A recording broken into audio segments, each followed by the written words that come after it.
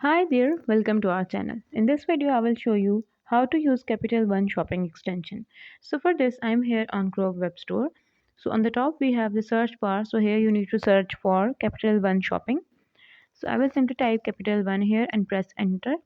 So you will find multiple extensions here. Like we have this Hive extension here, which is good for the promo codes.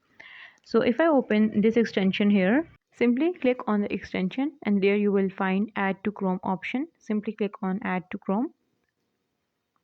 So if I scroll down and view its reviews, so there we have 4.6 out of 5 stars for this rating, which is pretty good. So for now, we will go to add to Chrome and now click on add extension.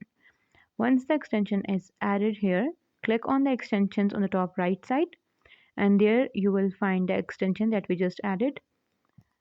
Okay, so here we have the extension, and once you get the promo code it will look like this. Simply click on copy and add it to the site and you will get the discount code.